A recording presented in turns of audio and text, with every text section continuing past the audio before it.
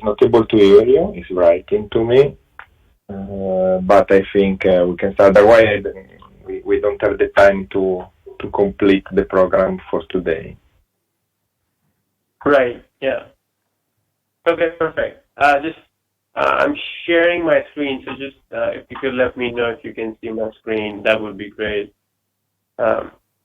Yes, I can. Okay. Perfect. Just before I kind of go into the agenda and what I have in mind, I just wanted to introduce myself to everyone. I'm Arjun Arora. I'm a senior data scientist within OpenText Analytics Division, based in California, and my background is in statistics, predictive modeling, and machine learning. And my role and main focus is really around data science enablement and training, and developing proof of concepts that leverage Magellan and other open source and big data technologies like Hadoop and Spark. So basically, the first 20-30 minutes, I'm going to cover some of the process of data science, and then I'm going to go into the data discovery module, and go through more details on how data is analyzed and cleaned. Spend about 30 minutes on that, and then keeping things fairly high level, but demonstrating the capabilities of the platform. And then the last 30 minutes, I'll go over through the Magellan Notebook, which is a data science tool, and kind of I'll go into details on that as well for the remainder of 30 minutes as well. Feel free to ask any questions as we go along, and I'll be happy to answer those. Any questions on the agenda, or before I kind of move forward? No. Mute off. All the people that are connected have an access to the Magellan platform, even to the data discovery application and the notebook provided for the POC that they are going to build in probably in January, if we go to the go to proceed from the customer. Okay, so every one of them can go to the Launchpad from Magellan and then to the big data part in the whole domain. Okay, perfect. Yeah, thank you. Thank you for that confirmation. We'll be going through more hands-on. Mute on. But first, I really want to just maybe if you could tell me if this is covered or not. But the first 15-20 minutes, I wanted to just provide an overview of kind of the process and the stages involved and the users, and then go into the actual exercises.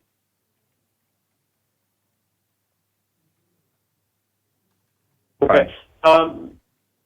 So just to kind of set up the stage, if we look at Magellan and AI, it's really important to get a understanding on the basics.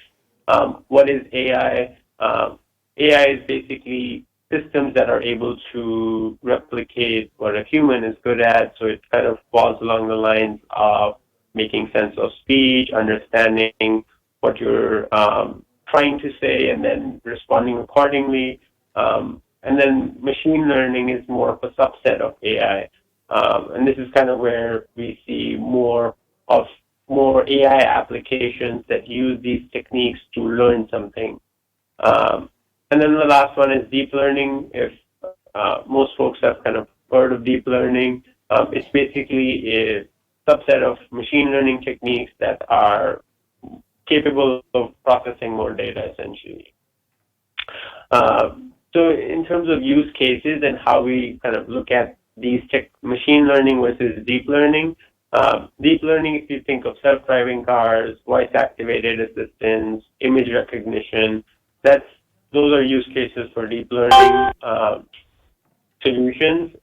Whereas for machine learning, the scope of the data is less and the computation required is less. So if you think of recommendations on Amazon or Netflix, or predicting which customers are likely to default on their loan, the amount of data is a lot less if you're tracking the video of how a car is driving. There's a lot of things being collected on the other end. And so that's the main differentiator, and there's a lot of different requirements for those two approaches.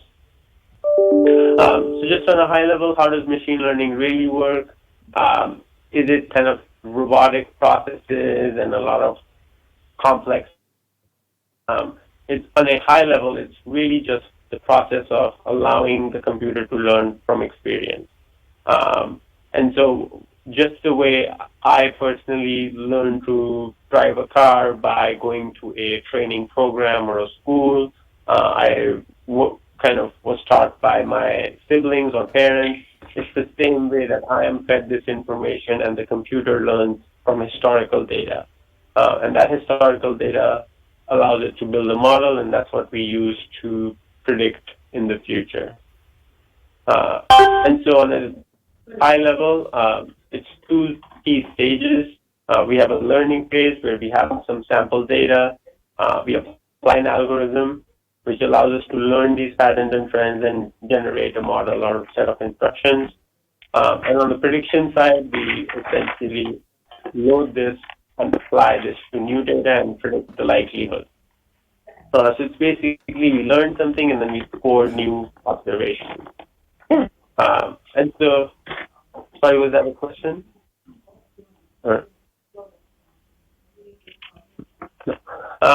And so what is an algorithm? So if you look at just a very simple definition of an algorithm, it's basically a step-by-step instruction or formula.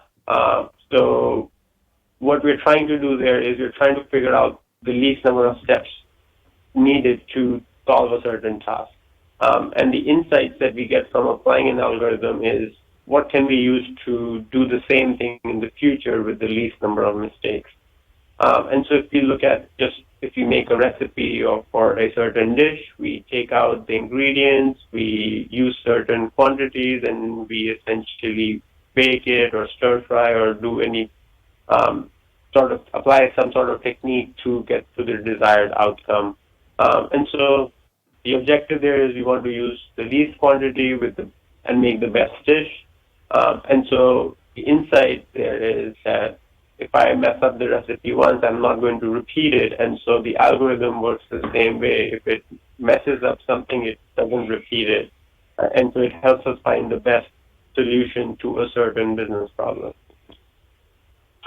So I'm just going to cover, so how do we go about machine learning? What does this process look like on a high level?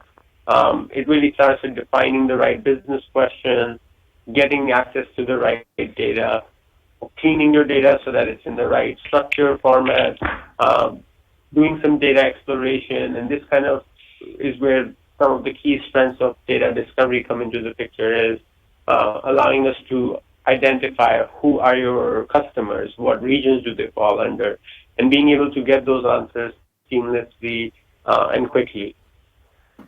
The next portion goes into a more iterative cycle where we essentially have to convert our raw data into a format that these algorithms can understand.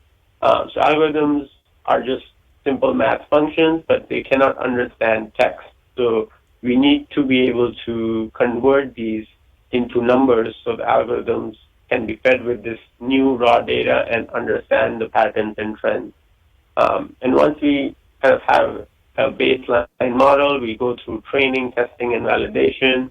And this process allows us to gain insights, leading us to finalize a certain model, deploy the model, and then make sure that it's working the right way and having a system around governance.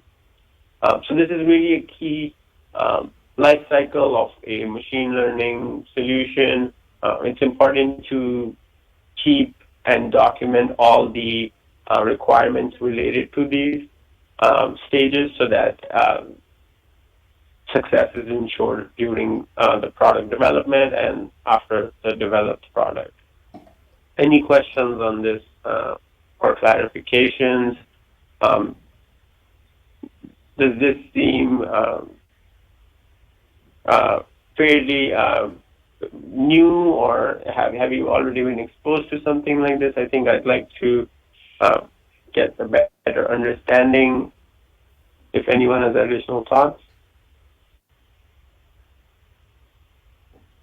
Yes, on my side, it's everything clear. Okay, perfect. Thank you. So going into now tying this into Magellan, if you look at Magellan, there's really four key components, and I'm going to be focusing in on today's the second and third one, which is data discovery and notebook. And I think for the other days, we're going to be focusing on the other components. But just wanted to provide a high level of how do we look at Magellan. For text mining and analytics, we have a text mining engine. For doing advanced data prep, mining, and discovery in an easier drag and drop manner, we have a data discovery module.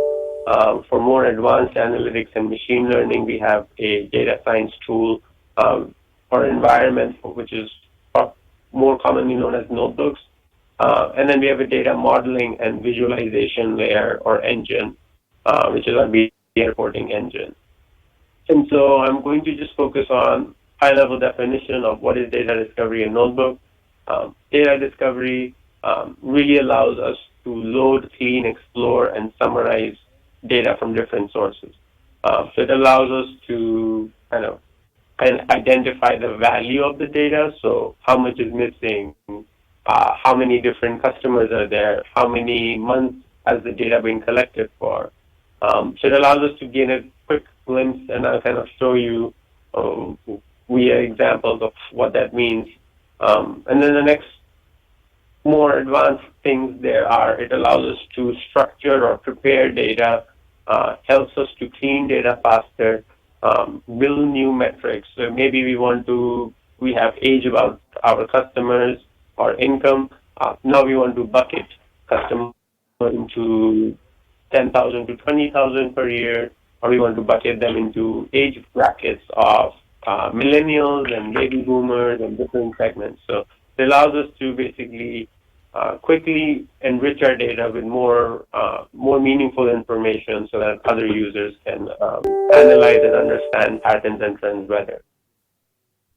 On the notebook side, the notebook is really meant for data scientists.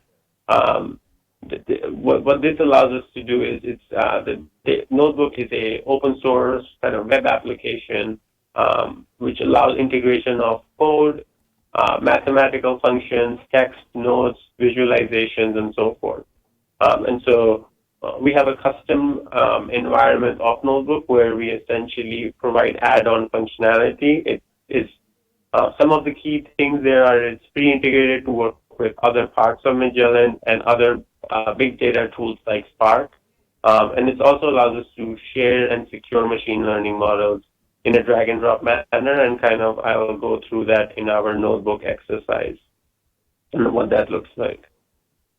So if we kind of combine these two products together and how do they come into action, the notebook and data discovery combined allows us to build models using parallel processing of Spark, and we can leverage drag and drop functionality to build the clean data and then publish them to operational users or users who don't have much expertise on data science, and allow them to use these models in a drag and drop manner. We can also validate models in drag and drop. So if you see the screenshot, the second screenshot, it's showing model performance over time where we have developed a model, published it, and now the user is measuring the performance of that model over time. And then we have different ways of how we can share these insights. It could be via using a reporting module. It could be using the APIs from data discovery and so forth. So the main personas, it's really important to understand about who would be the persona. In my experience, it's always the main business user who wants to just gain the insights or patterns. They're usually the main sponsor, they're non-technical, and they consume the insights. And so there we would see more of an interaction with the BI reporting engine where we have already pre-built dashboards and reports. On On the content analyst side, we have someone who is normalizing, validating, and transforming the data.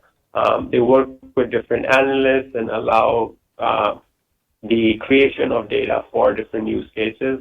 And then we have a subject matter expert who's mostly working on data discovery and with data analysts on what are the requirements from the business and and translating them to the technical person so that they can get the main business questions. On the advanced analytics and AI team, we have computational linguists who are more focused on the text mining side, data scientists who kind of work with the different parts of Magellan, so data discovery using programming languages, Spark, notebooks, and they're the ones who design, train, and validate these models for business applications.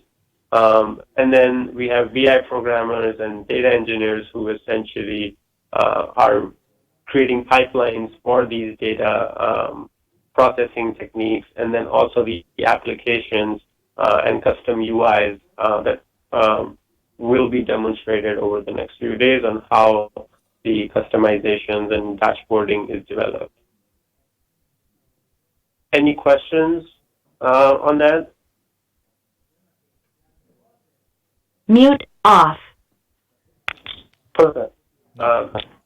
So just to provide a Mute on. kind of, before I go into the exercise, and I'll be covering most of these stages in the exercise, I wanted to just demonstrate a little bit more business questions on how data is analyzed and some best tips on going from defining the business question to having a machine learning model. So when we come to acquiring the right data, some key tasks or questions that are often asked are, where is your data? How many sources do you have? Are they internal, external? Can you schedule this? And so we can use Magellan's out-of-the-box connectors to actually crawl, ingest, merge, and manage, and even schedule our data from different sources into one single layer. Once that data is within Magellan, we can actually use different capabilities, tools to clean this data. And so the analogy here is if we provide messy data or garbage data, you're going to get poor results or insights. So it's really important to ensure you have the right data, it's in the right format, so that we can explore and analyze it meaningfully. In terms of initial exploration, one of the key value points is within Magellan, we provide out-of-the-box data summary reports and statistical analysis that allows us to find missing values, average age, average kind of income levels, outliers. It allows us to gain that understanding in a more drag-and-drop manner. And it's important to go before we go into the modeling stages. Feature engineering, like I mentioned, it's basically the process of converting your raw data so that it can be of sense to the algorithm. And that's one of the more key parts of the life cycle of data science or machine learning, and that's kind of what most of the time is spent on. And so once the features are identified, it goes into, well, what kind of algorithms are out there and which approach to select. And on a high level, the factors that allow someone to decide a certain approach is basically depends on the type of problem or outcome you're trying to solve, what you're looking to predict, and the nature of the next key consideration is around, do you want these models to be transparent, be easy to understand, or do you want them to be black box but with higher accuracy? Do you want to understand how Amazon is recommending you products, or do you just want to see if the model is providing better revenue? So it's always a trade-off between, do you want more transparency or do you want better results or revenue? So it really depends on the use case. The next portion is, again, each approach has pros and cons, and it's important to determine which is the right fit, and how quickly do you want the results. So if you want to make predictions every second for a credit card fraud system. It's usually very real time versus a predictive maintenance system, which might be tracking and making predictions or scoring things weekly.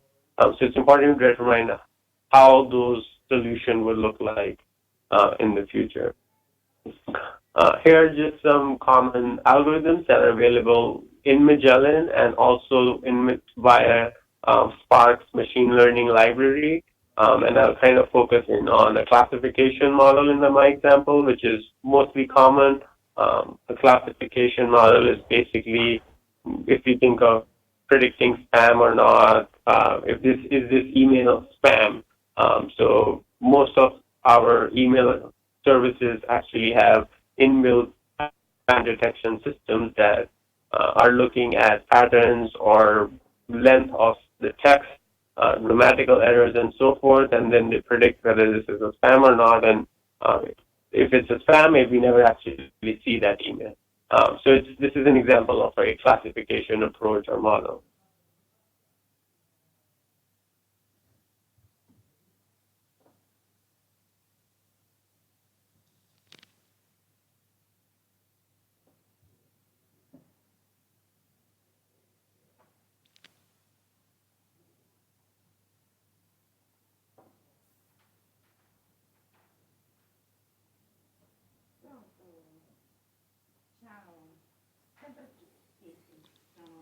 Così.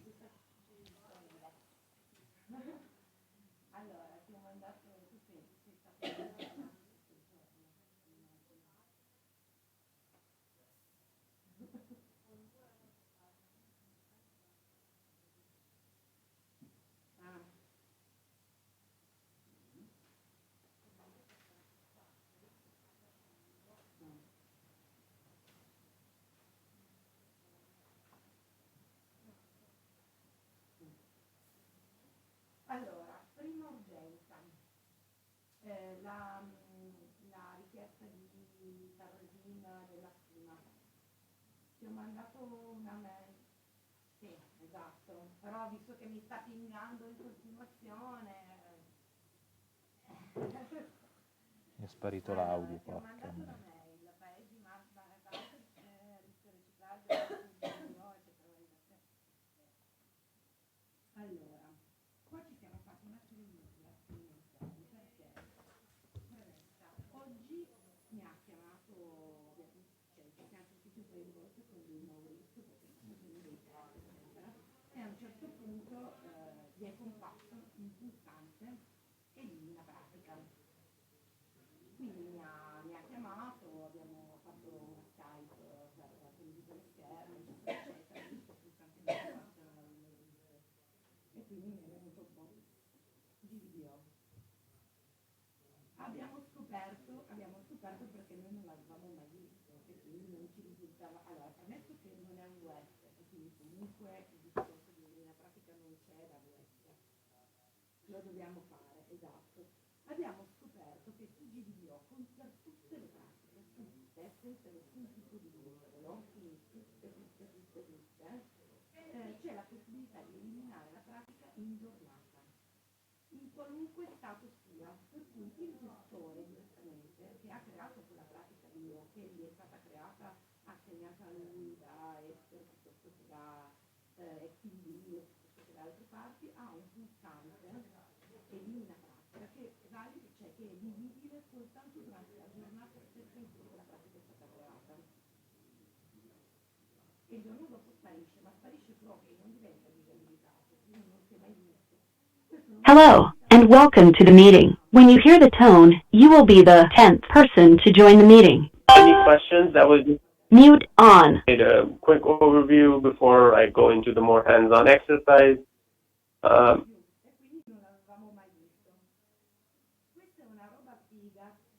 Mute off. It's clear. No question for me. Okay, perfect. Mute on. Yeah, so everyone should have received the hands-on exercise lab via email. Could you confirm if you received it or? No, I didn't. Yeah, I confirm. Can you share with me as well? Maybe I missed John Roberto speaking. Just let me.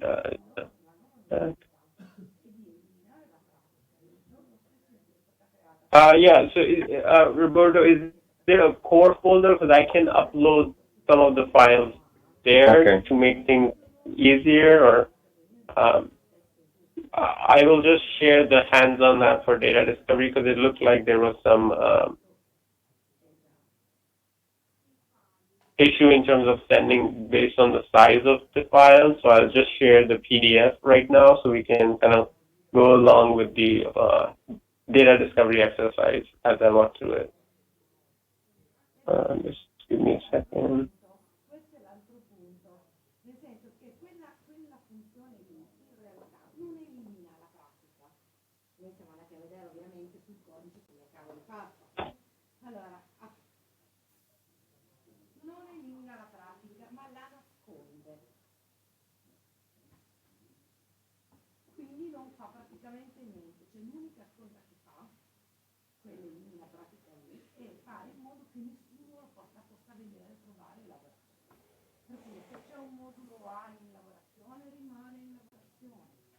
Se c'è un modulo 1B in sospeso rimane in sospeso e viene anche sollecitato. You should be getting it any minute now. So once you have those files, if everyone could open up the hands-on data prep analysis and machine learning, that's kind of what I'm going to follow along with.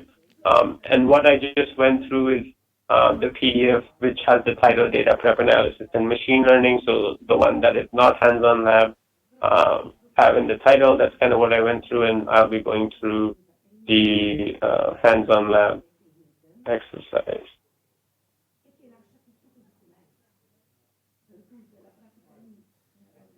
So you should be able to see my screen now. This is the Launchpad. Mute off. Yes. If everyone could open up the Launchpad, does everyone have access? Or Mute on. Information. Okay, great. So the first thing, just to provide a high-level overview, within the Launchpad, there's different components of Magellan. So depending on the user, you can access the portion that is relevant. For our use case, I am, let's say, a business analyst or a data scientist or a more advanced data analyst who's trying to understand what data do we have and do some data exploration, analysis, cleaning, and then build a machine learning model on top of it so that we can share those. So how do we go about doing that? The first step we do is go into our data discovery module. Okay. And I'm going to switch over to the different UI. So if you click on the first icon there, you can change. This is a smart UI for usually folks that are less up to speed with data exploration, so more of a business analyst, not a more advanced business analyst who can just drag and drop data. So it's even more simpler to make analysis in the other UI than this. But because I want to show more of the advanced features, I'm going to provide a walkthrough of this environment first. Did everyone receive the PDF? Fun. Yes. Okay. Good. So let me also open the. So within the different lab materials that I'll be sharing, there's two PDFs. The first one is the hands-on information and kind of walks you through the summary, the stages, what we're going to go through. So we're going to open and go through the Magellan Launchpad, explore and summarize the data, enrich and segment data, create visuals, apply advanced analytics, share these analysis to the reporting module, and show you how we can publish machine learning models and make predictions in a drag and drop manner. When we log into the Magellan Launchpad, we can see there are 4 key portions to this. The first part is My Data on the left. My Data really relates to all the databases and data that you have. So here we have a demo database which has 4 different tables essentially. Each table has different data fields inside it. And so this is kind of the data storage area where we have access or information on what different sources do we have and what different sources do kind of details do we have on each. So we can have a healthcare database which has healthcare related data. We could have customer related information if it's within the marketing department. We could have an online recommendation engine data set where we have data around our accounts and customer information. On the right side, we have a list of recent analysis or saved analysis on this main portion. This is kind of the main area. And then on the bottom left, we have a scratch pad. This is where we drag in data, apply filters and selections in a drag and drop manner. So the first thing we do is we can load in data. You all should have access to the demo database already, but just to kind of show how this works, to load in data, we can just go into a new loading project, click on the add sign and select one of the available options. So we can connect to SQL databases, we can connect to the data discovery module itself, we can import CSV Excel files, and simply clicking on import, selecting the relevant file we want to upload will allow us to bring that data in. Once that data is uploaded, it shows up here. I can edit it and look at the fields that are stored in that data set. So within my customer 2019 Q1 data set, I have information on gender, orders, product, telephone numbers, and so forth. Once I have that, once I understand what data is included, I can simply hit play and execute that loading process. The loading process then brings us into this particular field where we have already uploaded different data sets. So just to set up the stage here within this demo database, we have 4 different tables. Customer table includes information on our customers. So customers' age, income, how many products they've bought, what region they fall under. We have information on what their occupation is, their phone numbers. Next, we have information about the household. So we have information on which region each household falls.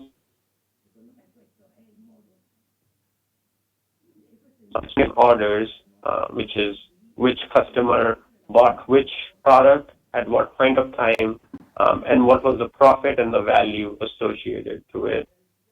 And lastly, we have the details for each order, where we have information on the product code that was bought and the quantity and the sales price. So what we have done here is we've simply created links. A link is basically, we can see that we've connected our demo household table to our customer table based on the household ID, our order table to the order ID, and so forth. And all we're doing there is we're dragging in a customer ID field and then connecting the customer ID field to the main table, and it adds it into our list of links here. And so this is how we do the data import, acquisition, and basic understanding. Now kind of going into, well, how do we explore this data? We simply drag in age onto the Explore tab, and we get a quick look at what type of age is of our customers, and you can see it starts from 21 to 90 somewhere, and most of them are 48. I can look at discrete values, which basically means I'm trying to look at the percentages of these values. I can look at statistics. So we can see that our minimum age is 21, the maximum is 605, which means there's outliers in the data. There's there's not missing, but essentially dirty data. So no one could technically be 605. So it means there's just issues in the data reporting system. Then we also have access to the average, median, and so forth. Similarly, we can look at other data points. If you want to look at, well, what is our gender profile look like? We can just drag in gender and we get a quick understanding of 36% females and 57% are males. Similarly, we can look at the household region, go to discrete, and now we see that Northern California has 35%, Southern California has 55%, and we have about 10% missing data. And because we have missing data, maybe we don't want that missing data for analysis. So what we're going to do now is drag in missing into our Scratchpad and simply invert this selection. What this means is now from the 25,000 that I see here, I have the opposite of the 25, which means I have complete data here. So I can just rename this complete data customers. And this is the new data that I'm going to use because I don't want any missing data. If someone doesn't have household region, then I don't want to use it for further analysis. Any questions so far on how we go about just gaining a quick understanding on exploring, summarizing the data, the type of information that exists there, looking at kind of the labels within the data, and charting it in a drag and drop manner?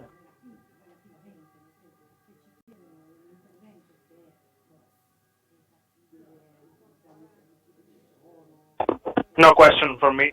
Okay, perfect. And so the next step is we can actually not just analyze data at the field level, we can actually analyze the data at the table level as well. So if I drag in the entire table, I can look at, we have 578,000 records, but I can also summarize this and look at the fields. So when I look at the summary, I have 578,000 rows. I have 9 columns in the order detail table. I can look at how many unique values I have. So within the product group, I have 6 unique products. None of them are missing. However, if I look at the customer ID field, I have 8% missing data.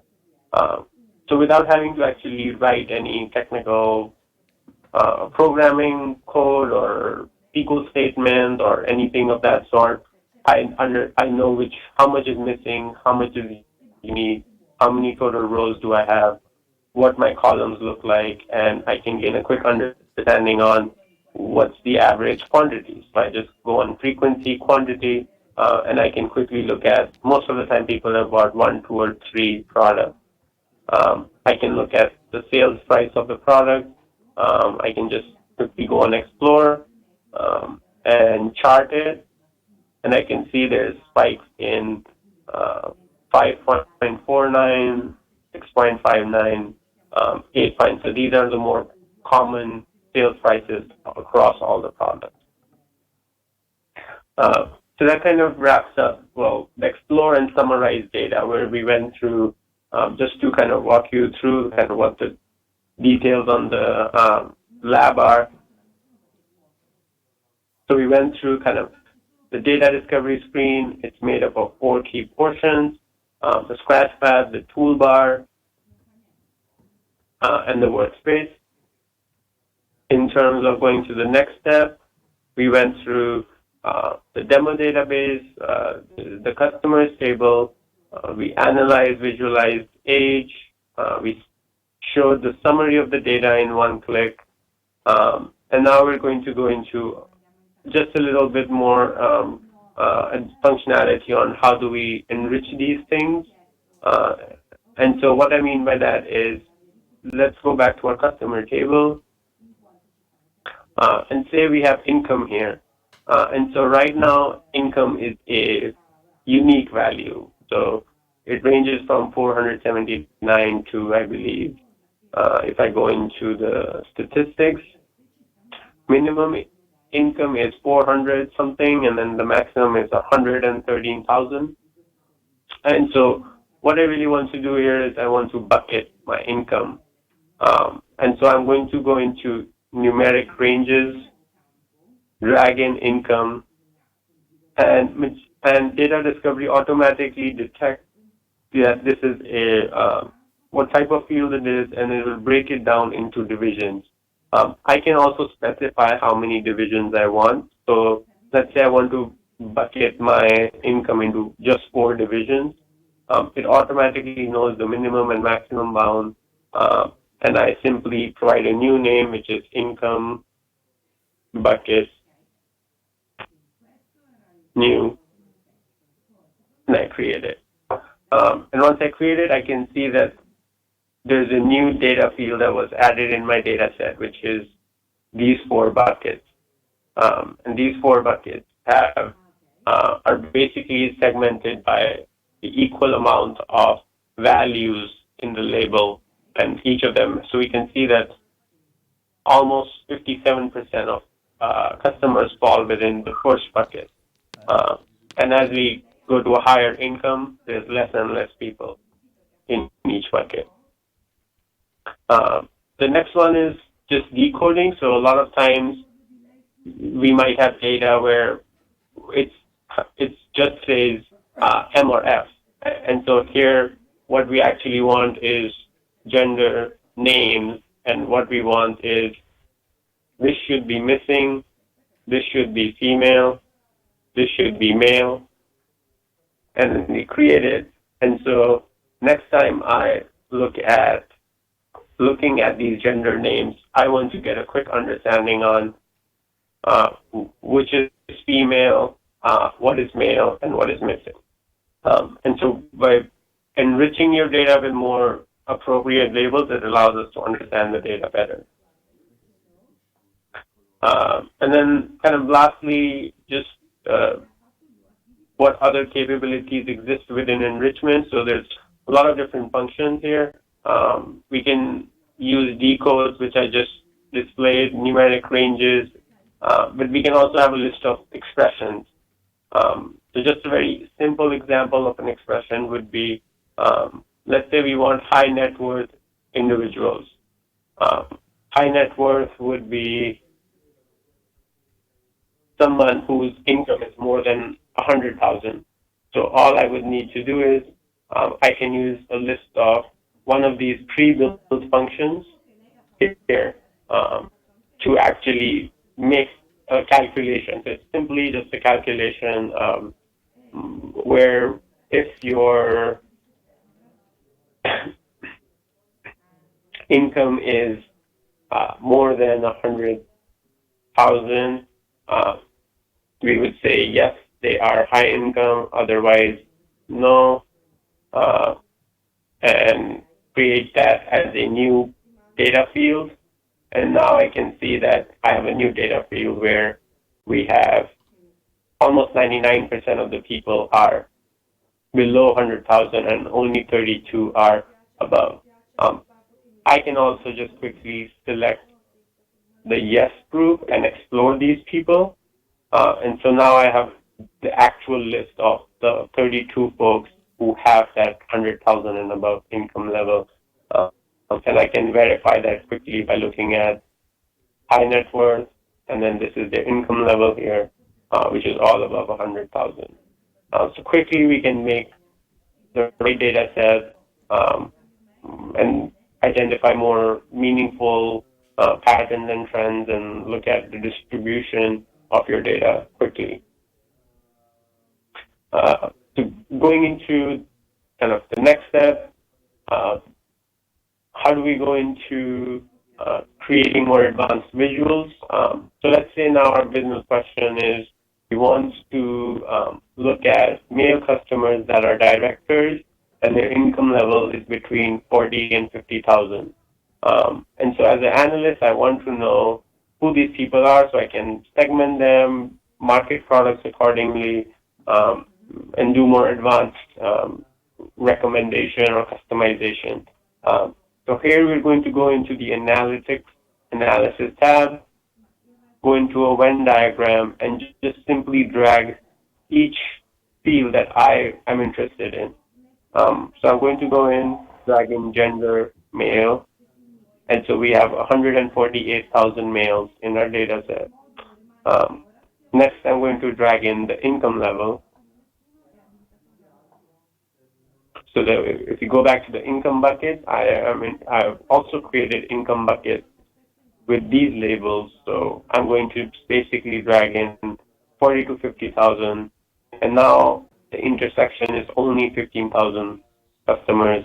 And then lastly, I'm interested in directors, and I drag in the director field, and now I have only 1,000. So if I actually click in on the 1,000, I have this Venn7 diagram listed of the 1,000 people, and I can explore those folks as well. And now I'm looking at the actual data of those 1,000 people. I can rename this table, export it. I can export this as a CSV file. I can export this as raw data to within Magellan. It really depends on what we're trying to achieve. I can select a sample, so there's a lot of functionality there of what you can do with the pre-created segment. Any questions on how we kind of achieve that, or how the pieces work together so far? No. We understood the segmentation part. Perfect.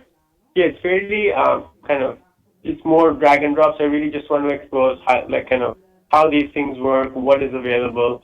And so one thing that I've used a lot in the past for a lot of kind of analysis is just looking at the data. So if I want to, let's say, the cross-tab analysis, and what this allows us to do is, if I want to look at occupation of, so right now I can see that I have directors, managers, office workers, professionals, retired folks, different occupations in my customer database. So now I can actually look at a higher, deeper level of what products have they bought. And so I just simply change the visualization type, and now I can see how each product line was purchased by the different types of product segments. And so here we see we can also just simply sort it. So I just want to focus on shop workers, manual workers, and professionals, because they're the highest percentage of our customers. The main product lines they're buying are the MI and the MA product lines, and so forth. So here we can start seeing some trends around professionals are buying more of the HI product line, and so forth. And so the next step is really around, once we are able to gain those insights, patterns, trends, build these segmentations, we go into the machine learning side of how do we go into recommending some products to our customers more accurately, or predicting which of our customers are likely to essentially churn. And so the next step here would be that we can either start using some pre-processing functions and do some clustering, decision tree analysis, correlation analysis, and start looking at some initial trends more closely. So here what I would do is basically drag in our customer database. I will select the relevant fields. So I want to look at how the age, profit, customer, how recent the customer is, income, and product are related to each other. And so here we can see that the higher you are to 1, and none of the variables are so connected to higher to 1 except for the profit and the product field. So what that basically means is as your profit from the customer goes up, the number of products the bot goes up, which makes sense. So if I'm buying 5 products, the profit I would receive from that customer would also go up. So the positive and the higher it is to 1, it means it's going in the same direction. And so that kind of wraps up with some of the key data exploration, insight gathering tasks.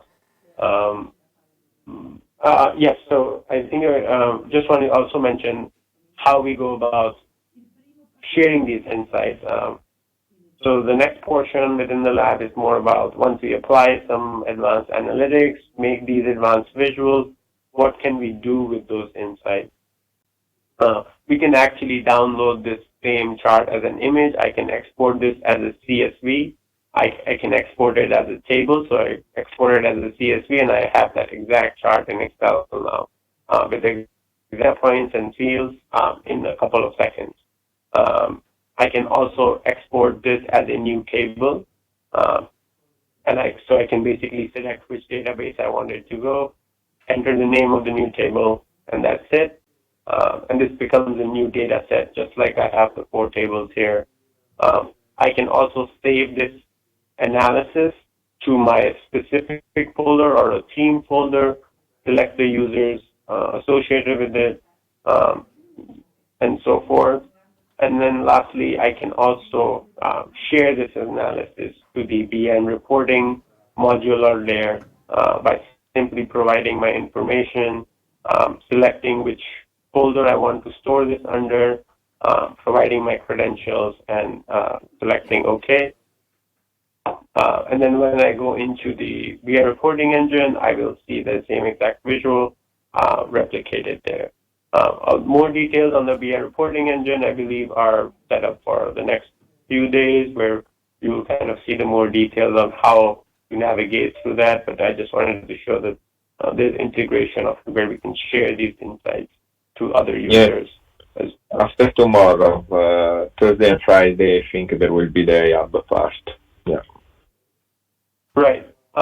And so basically what happens is once we go from sharing these insights, building models, we can actually kind of have these custom applications, right? So we have applications that, let me know if you should be, you see me. So we have these applications where we can embed those metrics or visuals using our reporting layer and create these custom visuals on which products are performing well, which products were recommended by Magellan.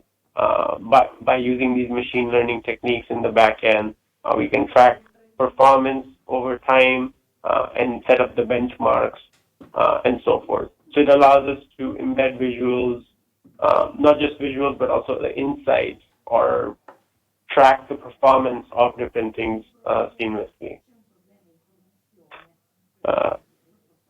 And so I believe the next portion is around the notebook.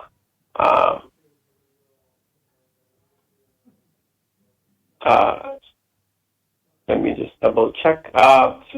Before I go into the notebook side, I do want to again go back actually to the different repositories. So within Magellan, we have 2 different repositories.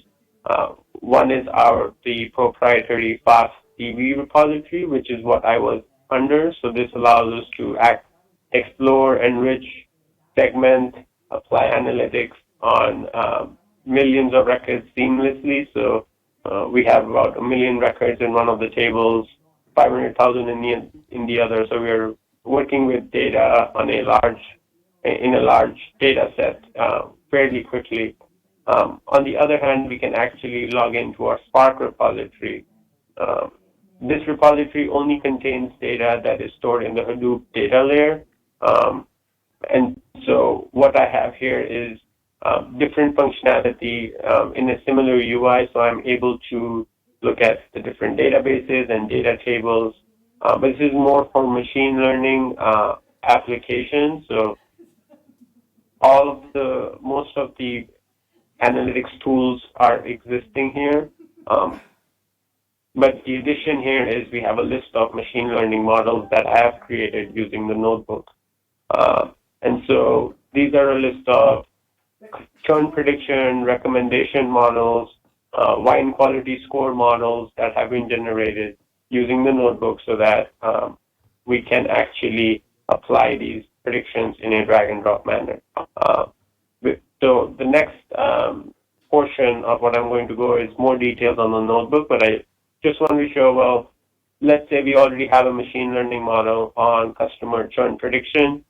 We have some historical data about our customers, when they logged in, their gender, their income, what products they've bought, what orders they've made, their different titles, and so forth. So what I want to do here is now I've created a machine learning model. I click on it. I drag in a new data set that I want to score against, and it automatically detects what the fields are going to be because that's what I stored in the configuration. And then I can export this as a CSV or a new table. Then I write in predictions for Q1. And I execute this machine learning model. And we can see on the top right, it's loading. Let's see what historical.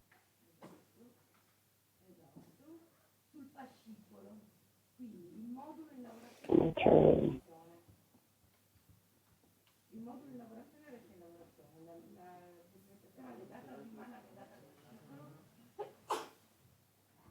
And so once that predictions function is loaded, we can see that we have a list of predictions on the left while that loads up. So what we have here is because that predict function was loaded, we have the predict table here. And it's basically adding in a new prediction column of whether this customer is likely to churn or not. And so the one basically means they're likely to churn versus not churn. And this really depends on how we build out the model, but this is just one example where next we can actually sort the predictions according to how we want to use them. We can also then start embedding those visuals into an application just while that loads up.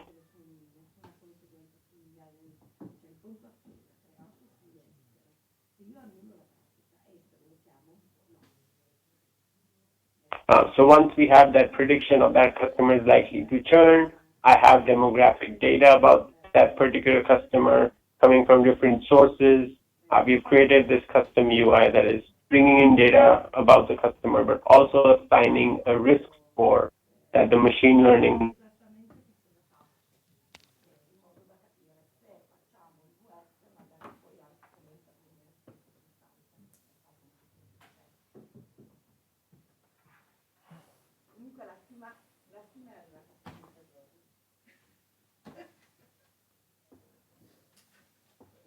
Sì. Intanto mi si sconnette l'audio.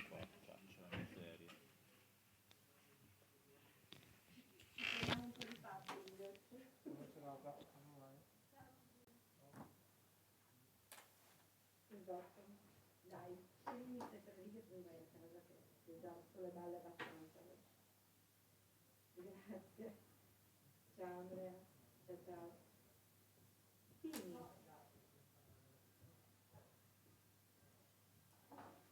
Va bene, tanto cioè, Fontana l'ho già ingabbiato sulla call. Tranquillo, perché tanto anche loro la mattina non ci sono, ma in realtà la call gli ho risposto alla Savesini, dove io non c'ero, e l'ha spostata all'altra lista. Per cui la farò io. Esatto, la farò io. E al mattino non ci sarò neanche io, probabilmente arrivo verso mezzogiorno, per cui se c'è qualche casino piuttosto chiamami tu. Va bene, grazie Andrea. Ciao. Ciao.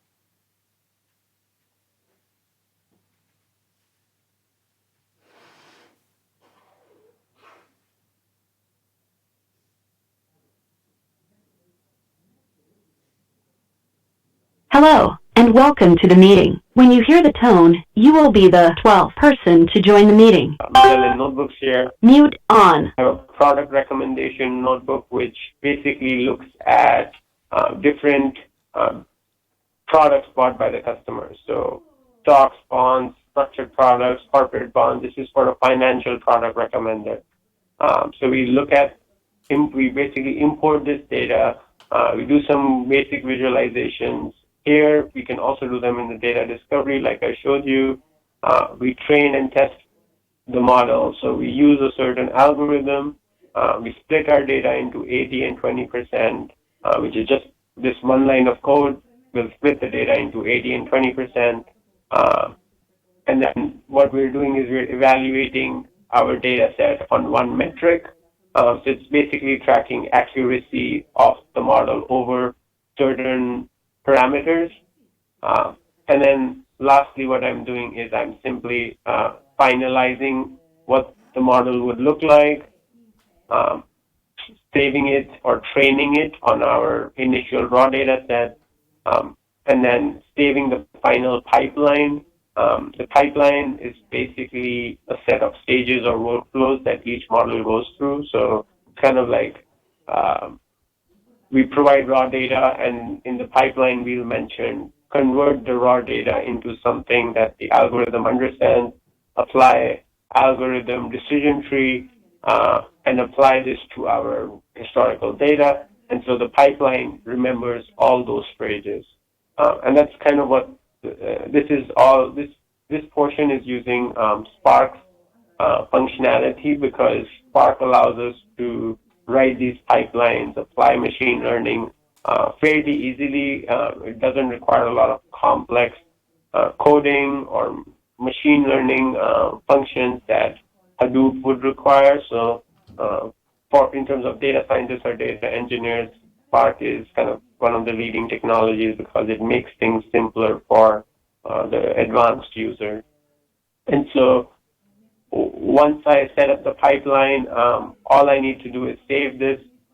So I save this pipeline to the Magellan data lake. And in order to publish, I basically have to follow along some steps. And what those steps are I can publish to Magellan by just clicking on that icon. I provide my username, which repository. This is a product recommender model. I can provide a description that predict likelihood of bought. And so I can kind of provide the details of where this model is saved, what type of model this is, what is my input, what is my output, who I want to share it with. And so once I have that already done, I basically will log back into data discovery.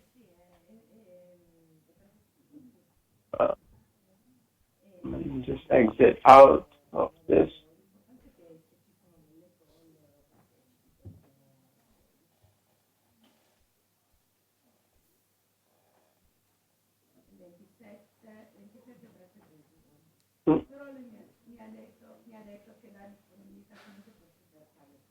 It looks like I have to close out. Oh, I already have it open here. So basically, once I log into data discovery, I have these product recommenders model, and it's basically going to ask me what your customer ID is, what the product ID is, and it will give me a score that whether this product would be purchased or not, based on historical pattern, similarity between the users, and all the other complex computations that the machine learning is doing in the back end. So I basically saved that advanced model, and now I'm able to share this with operational users, and they can score new data. And so they can score different feature functionality in here.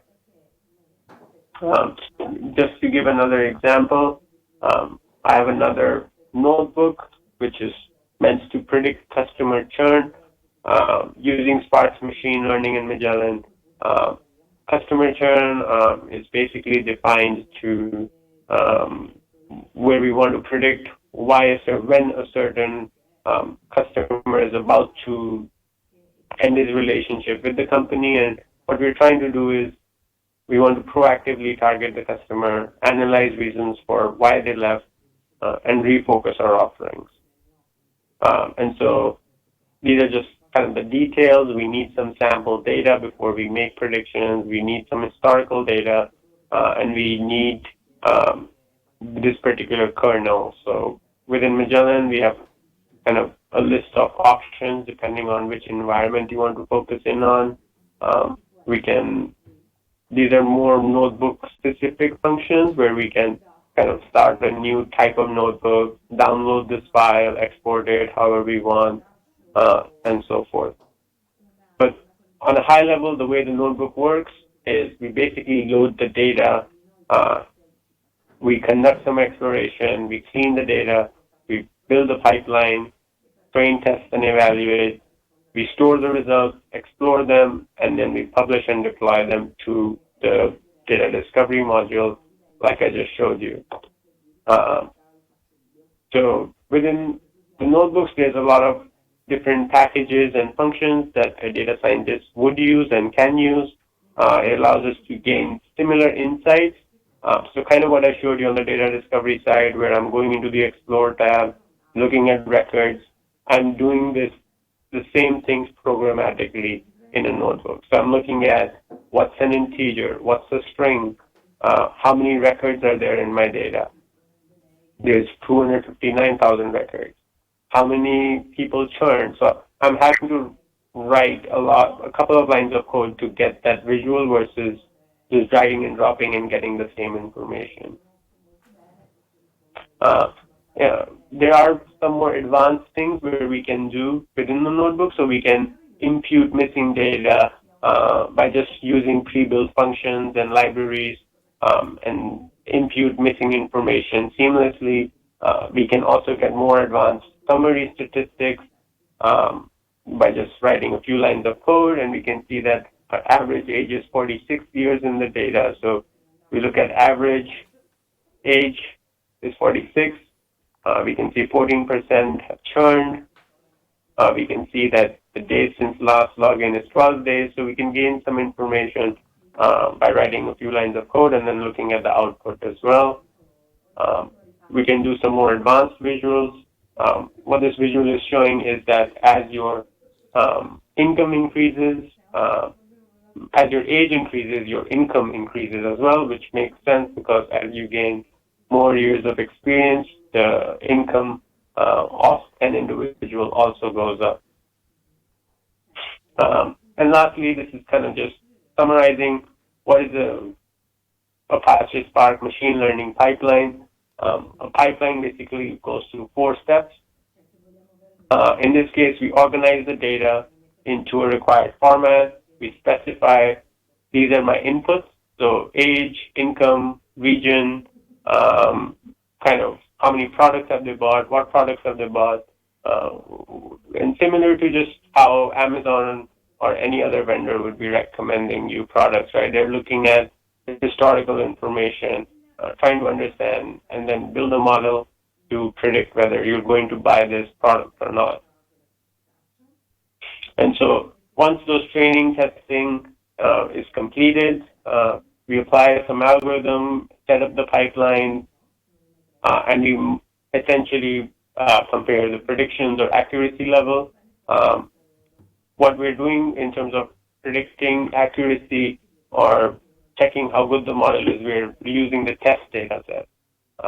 So a simple example here is if in our test data set we score 10 customers to leave, and then we basically compare what the model says for those 10 customers, and then we add up how many times it was accurate. And based on those insights, we get a 96% AUC. And this AUC is basically a performance level metric for this type of problem, which means it's a very good model because 1 is the best you can do. And so we basically save this model, explore the predictions results, and we can see that people that actually were switching to another competitor or stopped buying products did not log into their account for a while. So the proactive approach here would be that we can start sending them offers or coupons after 10 days or 12 days if we realize that they're likely to switch. And then over here we go through the same steps. We fill in the form, and we go in here and we can see that same exact model, predict customer churn based on user behavior and demographics. And then we can import new data and then score that against this particular model. Any questions on that? I know I covered some of the high-level concepts and some more technical details, but I think I just wanted to walk you through the basics of kind of building a model or what a user would be going through, how the different tools, techniques tie in together within Magellan, and how different users would be accessing this.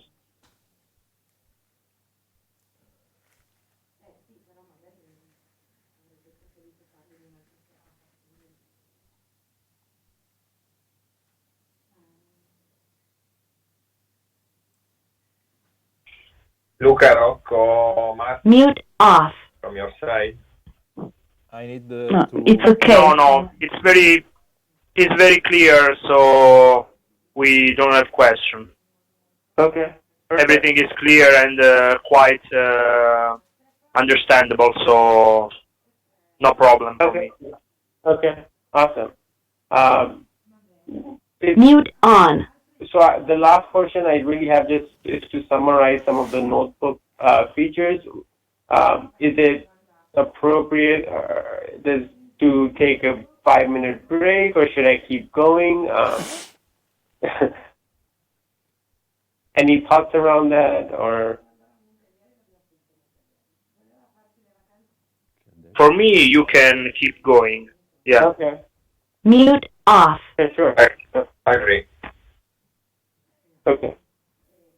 Mute on. So the last portion really is just to summarize.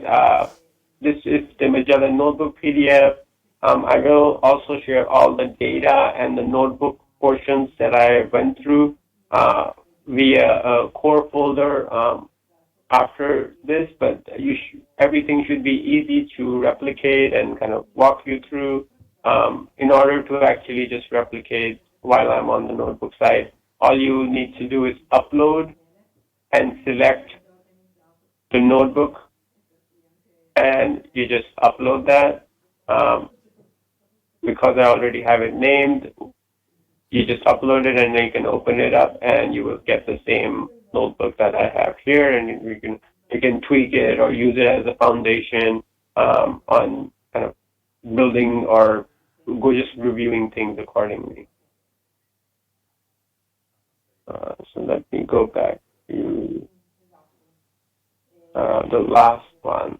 So this is just a little quick high level on Magellan Notebooks, provide a little more information on that, less on the kind of technical coding side, but more on kind of what is Spark, what is the value there, what does it provide, and also what is the Magellan Notebook different than just a regular notebook. So like I kind of showed you, the notebooks are a collaborative data science tool. We saw how we can integrate not just code and text, but also we can make visuals, we can summarize data, apply statistics. So some main uses of a notebook includes cleaning data, transforming data, making visuals, machine learning, creating interactive output, applying different statistical techniques, and so forth. One key thing to know there is it allows users to code in different languages. So within Magellan, like I showed you, we have different kernels that support Scala, Python, R for different use cases, because each language has its pros and cons. It really kind of depends on the use case. We can leverage different open source libraries and packages. So there's a lot of pre-installed libraries and packages for Python that kind of I demonstrated earlier. All I'm having to do is just import those functions and features. They're already pre-installed in the kernel or the image of the notebook. And then lastly, another key portion to note is there's a lot of resources on notebooks and models within this type of environment available online. And the notebook also allows us to integrate with big data tools like Spark. And so what is Spark? Spark is basically a big data processing framework that allows us to process data at scale. So I could analyze 200, 300,000 records on my local machine. But if I want to analyze, build machine learning models on petabytes of data or millions of records at scale in a couple of seconds, right? That's kind of where a local machine would not work, and that's the power of Spark. It allows us to basically distribute the computation from a single computer to a cluster. And so how does it do it? It's basically has efficient way of transforming and performing these analysis. And it's basically distributing these computations across clusters and we don't have to mention the more technical details to it, which is why it's extremely powerful. And because we can access all these within Magellan, build the pipeline like I showed you in a few lines of code, we can deploy it fairly quickly. And if you're familiar with Hadoop, the main benefits of Spark over Hadoop is a lot faster than that. It's ease of use. It's a lot easier to actually write applications in Spark than in Hadoop, and it allows us to create a workflow. And so within Spark, there's 3 key value points of how Magellan kind of helps within the integration of Spark is because Spark provides these different libraries that are easy to use. We can train and validate our models, and it also provides the standard APIs for calling these algorithms. It kind of the main areas of the algorithms that are available within Spark are classification, which is where we're trying to predict yes/no type of problems, regression, which is predicting numbers, like what's the temperature tomorrow, what the salary should be for a certain candidate, decision tree. Here we could be trying to solve any type of problem. It could be a category or a number. Recommendation. I showed you this example where we used this particular algorithm to predict which product is relevant for a investment user. So we were trying to predict stocks or bonds or different entities and so forth. We did not cover the clustering, topic modeling, and frequent item side. How to build a model? I kind of just summarized that. We load some data, explore, build the model, pipeline, train test, and then deploy it. It's fairly straightforward, but this is really important to understand on a high level what it takes to go from point A to point B within the notebook and the data discovery side, but also just in terms of what that process looks like.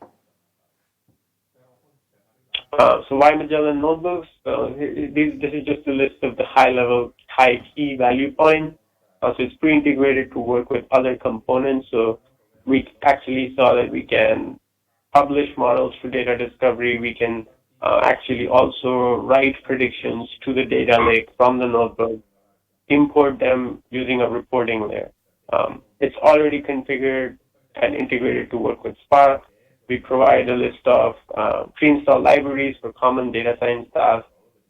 It's easy to share and manage these models by just selecting who you want to share it with. So maybe we build a model for marketing department and we don't want the finance department to have access to that.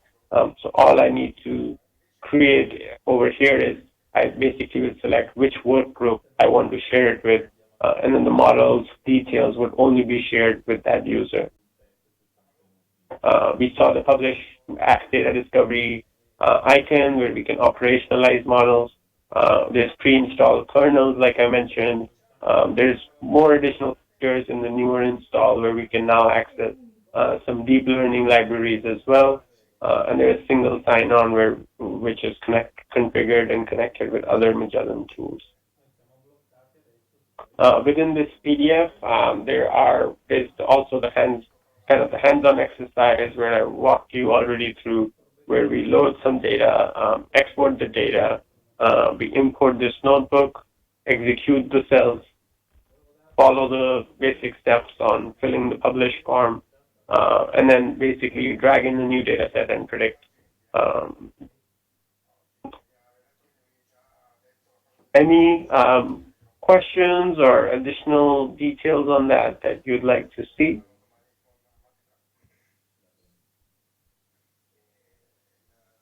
Mute off. Question, if possible. Where do we define the user groups? Correct. So the user groups can actually be defined in Mute on. the OpenText directory services, so you can actually define which user has access to these modules. So if I don't provide access to that user here, that user would not see data discovery. So I'm not sure if that's already been displayed, but there is a UI to actually set up the user configuration. In addition to that, we can actually also set user configuration at the data discovery level. So if I am within, let me just close these out.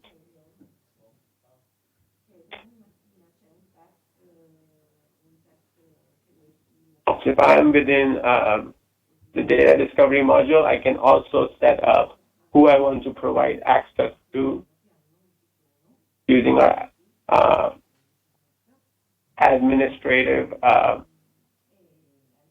section. So we saw one of the UIs of data discovery where this is more meant for analysis, data exploration, etc.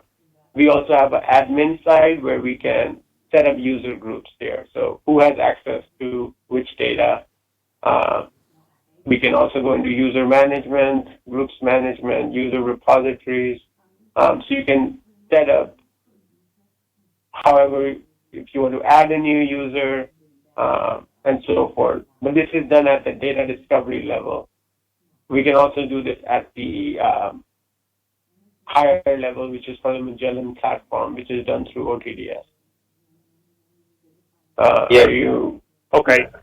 Yes, I think the question is the second one, because, okay, OTDS, we use OTDS to give access to the platform to reply team. But what is interesting is, of course, the segregation of the big data system to specific users. So I think that you've shown briefly, but you've shown the part of, yes, this one, used once. What about the single model? If I create a data, a library or something like that inside the notebook, how is security of this model managed? Right. So if I go back to let's say this notebook within here, I can, when I publish the model, I can select if I want to just share this with me or my work. Okay. And when I actually go back to the data discovery Spark side, so this is, let's say, not a data scientist, but I want to have access to the models here, right? I go into this pencil icon edit, and I right now can see that this model is shared with all Magellan users, and I can allow them to either override the model or just be able to access or execute it or not provide them the model at all. So only I have access to doing this because I created the model, right? However, on the other two, you don't see those icons because I didn't create the model. Someone else just provided me access, so I can't edit this. So depending on if you create it and how you share it, those features would be available to you only according to that. Okay, great. So,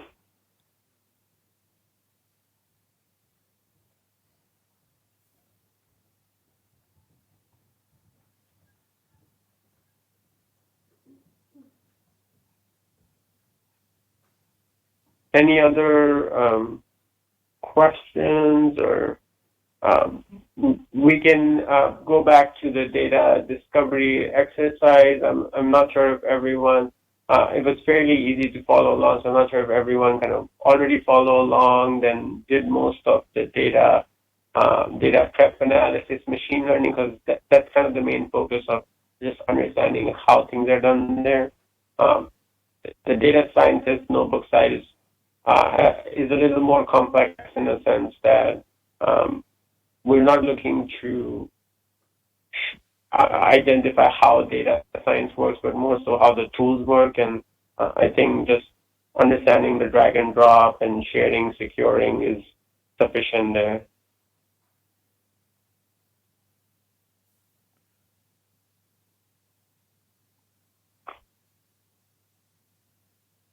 So from my end, Roberto, that was the main topics that I wanted to cover.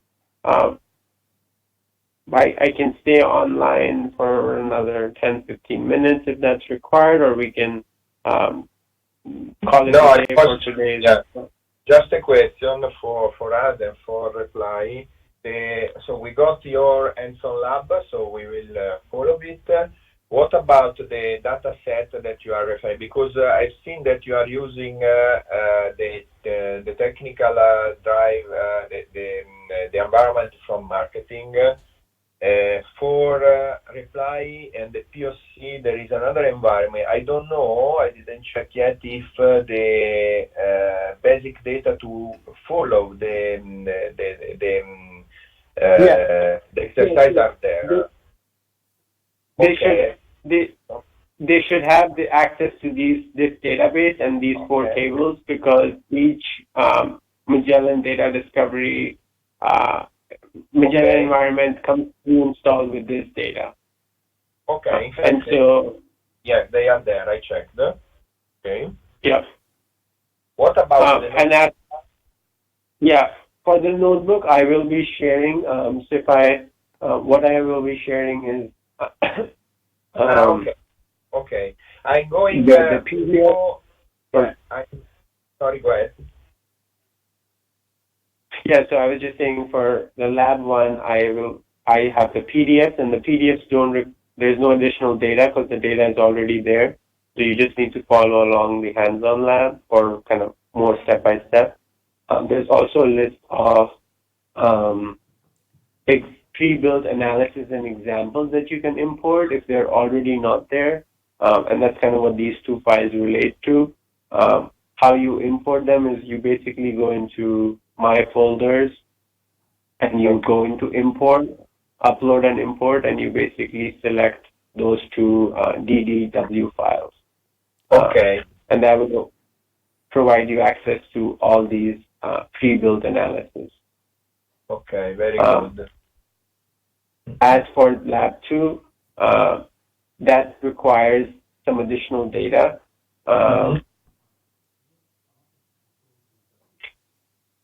So I have the notebook. So there's two versions of the notebook. One is the Python file, and the other is just an HTML version. So here you can just look at what the output is, right?